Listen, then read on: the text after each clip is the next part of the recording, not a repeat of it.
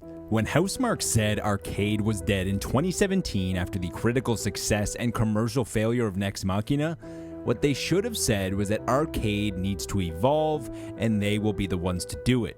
Rogue-Lite, bullet hell, Souls-like, third-person shooter, Metroidvania, call it whatever you want to call it, Returnal is a fantastic game that doesn't need to fit into any box. Yes, it's worth full price, and let me tell you why.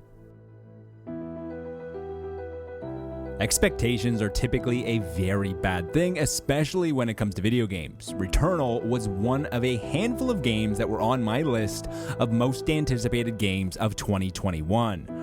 Resogun, Dead Nation, Alien Nation, and many other titles from Housemarque had hooked me in deeply before, and I am also a very big fan of science fiction when done properly.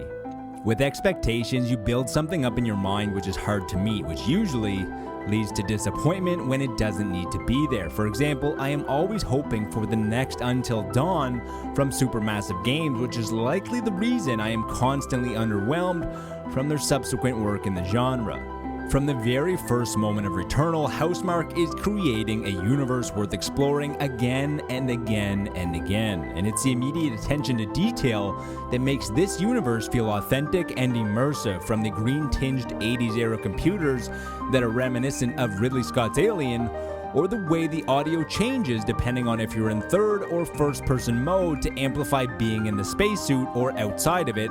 The atmosphere is engrossing. It's the little things that make the big differences. I remember the first time Nathan Drake in Uncharted got his jeans wet, my mind was blown at this small yet realistic feature. And in Returnal, when moving the camera in third person, Celine also looks to the area that you are moving the camera towards.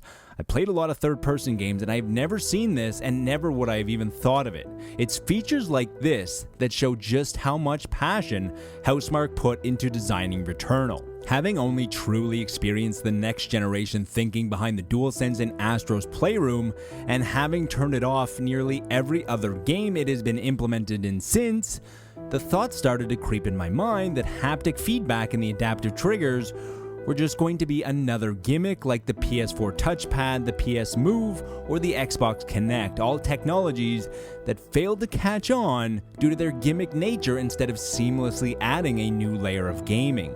Returnal finally shows promise for the future of the DualSense, and sometimes all it takes for a fire is a spark, and hopefully other studios can take notice of how to use these features to their utmost potential. When firing your weapon, you have three options. You can hip fire, you can hold down the trigger halfway to activate a slightly more focused aim, and you can also hold the trigger down all the way to activate an alternate fire mode. Having alternate fire remain on the trigger and not another button keeps the experience immersive and allows you to execute other complex actions in an attempt to survive longer. Although sometimes the stress of the situation can cause you to hold down the trigger, which can be a problem when you don't have the alternate fire charged and you're not attacking the enemy. Returnal drip feeds you at the perfect pace, whether you're slowly being fed story bits about Celine and her place on Atropos, whether you're learning about the extraterrestrials living on the planet, or whether you're slowly unlocking a new ability or power. In the first few moments of exploration of Atropos, you learn that you can sprint, dash, and jump, but it doesn't feel necessary right away. Smash cut to 30 to 45 minutes later and you are basically in constant motion, similar to the Doomslayer, dashing through enemy attacks, jumping over huge holes, and sprinting to the action, trying to collect as much resources as you can. However, the pace at which Housemarque teaches you the effectiveness of each of these elements allows you to add it to your arsenal and properly learn it first. Games often remind you of playing something else, and I can't stop but feeling like I am playing a modern version of Metroid Prime, which is one of the best games I've ever played. Returnal creates the same isolation on Atropos that Samus found on Talon 4.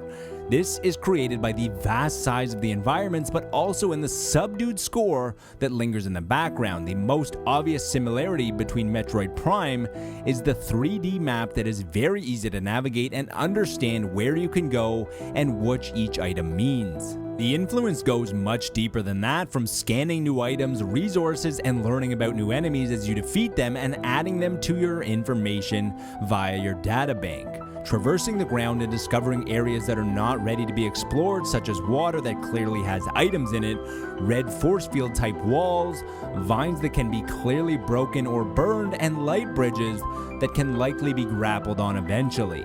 You even turn into a ball when you get to certain areas of the map that teleport you to new locations. I struggle to find any genuine faults with Returnal. The visuals are stunning, from the frame rate that doesn't stutter no matter how many things are happening on screen at once, or the impressive art style that has been used to create the world of Atropos. Audio is also very impressive, with the score playing in the background that creates a moody, atmospheric planet to the sound of each weapon and each item sounding different on the map.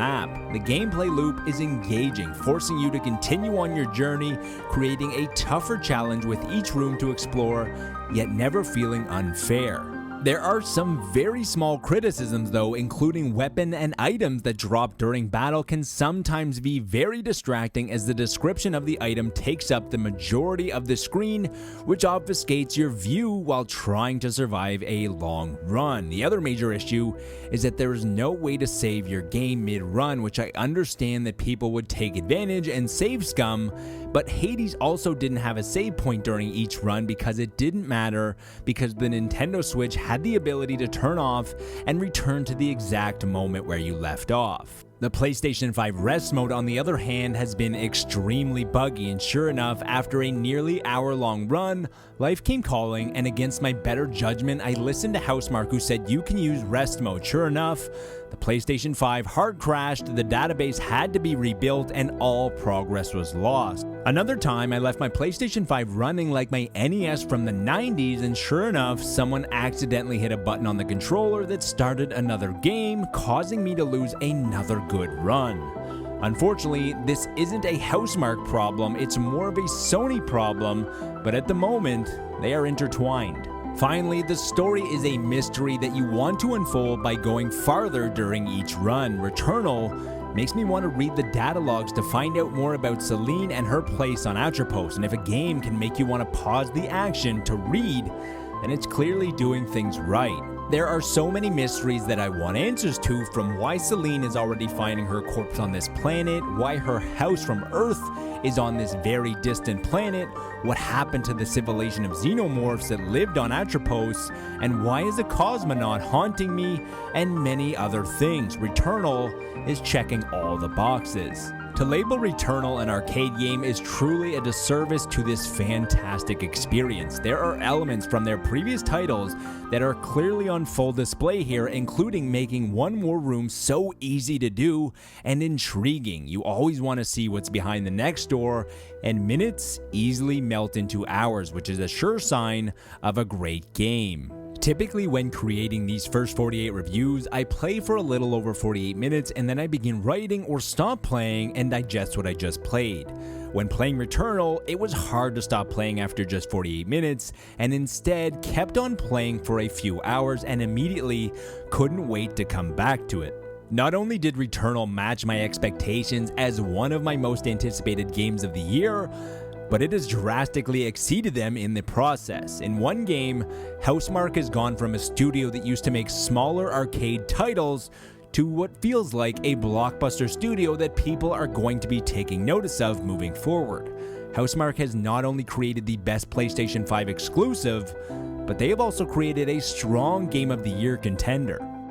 I hope you enjoyed the video. If you feel like it helped you, then please leave a like, subscribe for more content like this, and let me know in the comments below what your favorite PlayStation 5 game is so far.